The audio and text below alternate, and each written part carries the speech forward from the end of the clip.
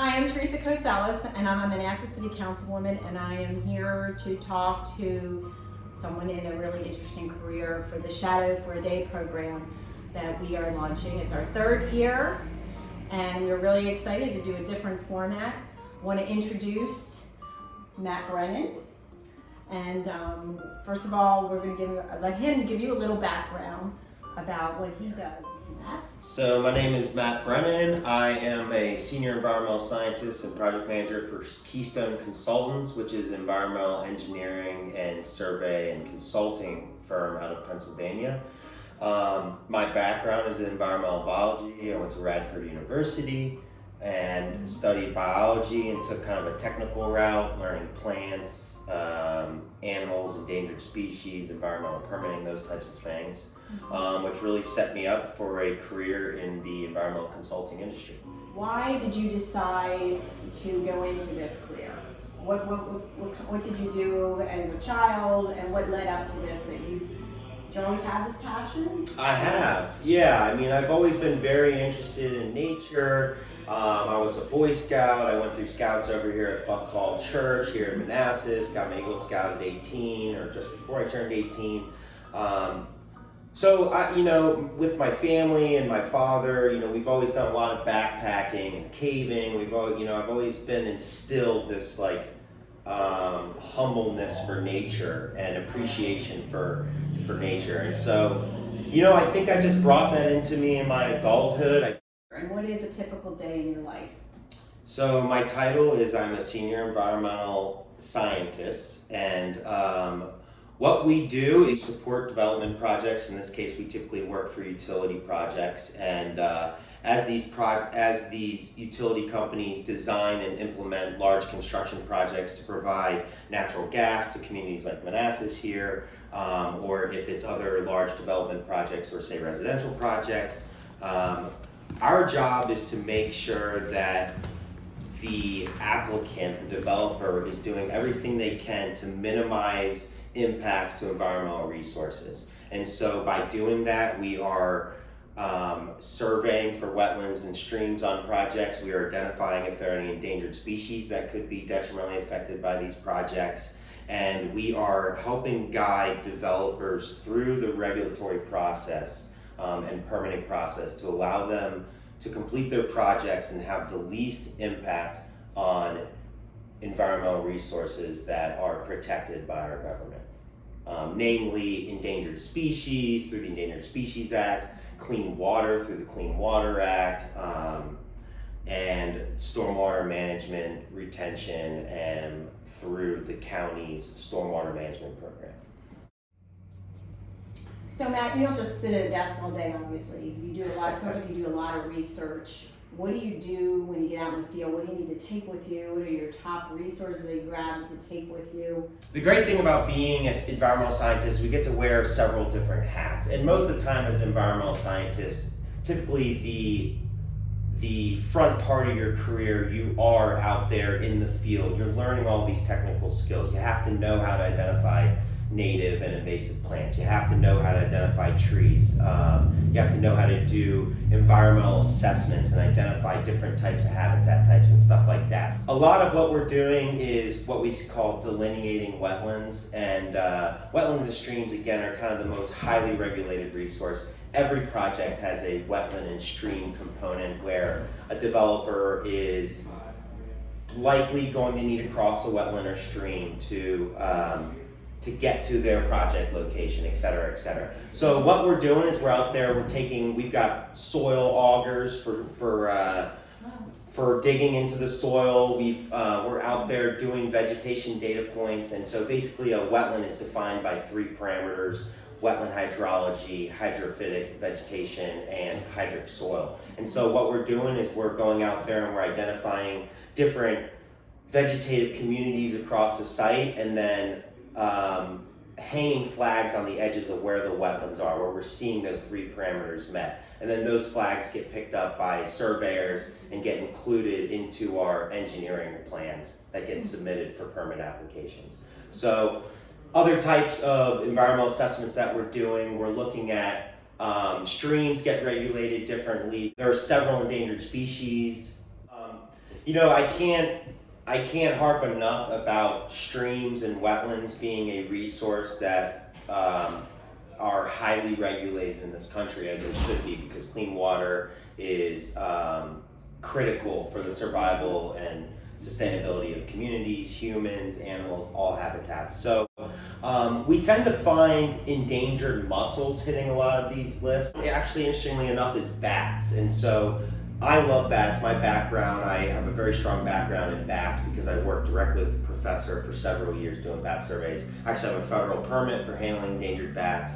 So the bats are actually, kind of a side note, the Indiana bat, it was the first non-plant species listed on the Endangered Species Act.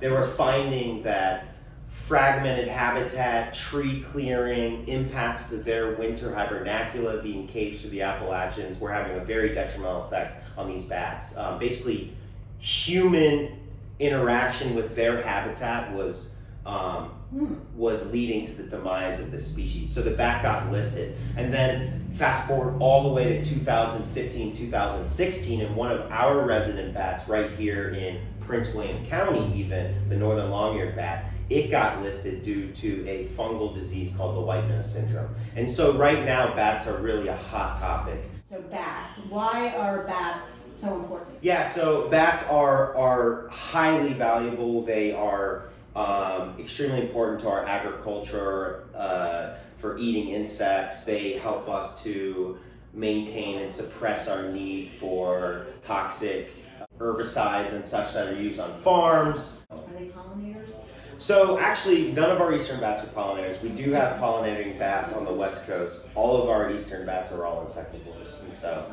Yeah. So my background is in environmental biology, and there are opportunities to learn about GIS, which is a graphic system that we use every day to provide graphics for permit applications, as well as AutoCAD. This is a program that typically most of the engineers are using to design their engineering plans, stormwater management calculations, and erosion control plans.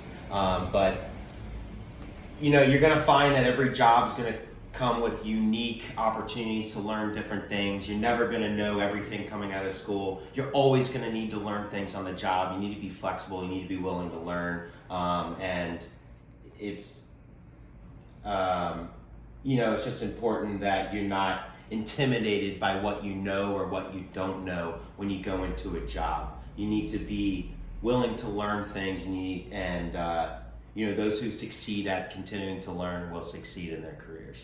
This is how we use AutoCAD, is to make these types of plans. So our engineers draft these plans for our clients that basically dictate what's going to happen during every sequence of the project, how it's going to happen. We have surveyors in the field at all times to flag out exact locations. So if a pipe installation is occurring, by the time the construction folks are there, it's already been designed into an engineering plan, and it's already been surveyed by one of our surveyors out in the field so that they know the exact location of that pipe installation. So fun. This is right here in Manassas.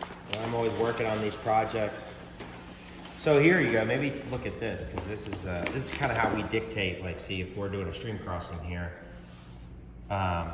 this identifies what the authorized limits of this stream impact is, and in this case, it's 50 feet exactly. And so our surveyors will come and actually demarcate these boundaries so that we can ensure that there's no unauthorized or extra impact taken to these resources. So it's been a challenging few months for the city of Manassas, for our country, for the world with the COVID-19. How has the pandemic impacted your industry, your job? Sure. So in general, we've been very fortunate that we work in one of the 16A critical infrastructure projects or infrastructure industries. So we are in the energy sector, energy and utility. And so luckily we have been able to continue work. We have some major projects happening right now, and just due to the need to upgrade this infrastructure and the need to continue to provide these utilities to growing communities. It doesn't mean that there have not been challenges. Making sure that folks have masks, making sure that my folks have enough hand sanitizer and stuff like that. We are also being very diligent about how we are reporting the movement of our staff across projects. You know, again, we've been really lucky that our industry has continued to move forward with these projects, and frankly, even Keystone here in Manassas, we've been able to hire a couple people during coronavirus. What we're finding is there are some industries, the essential businesses, that they had to continue. And so, like you said, there's jobs out there for people. So look into not just, think outside the box where you could find a job that's going to be sustainable. That's right. No matter what. Well, thank you, Brennan, for reaching out and contributing to what your career is all about. This is great for students, people that are changing careers. It's something different. It sounds like it's some inside work and outside work, and it's benefiting a lot our environment. So I really do appreciate you taking the time. No problem. To do Thank you that. for asking. And you are from Manassas. I am. You're Yep. local. Yep. And came back to contribute to your community, and it's a great thing. Thank you so much. Absolutely. Thank you. Appreciate it.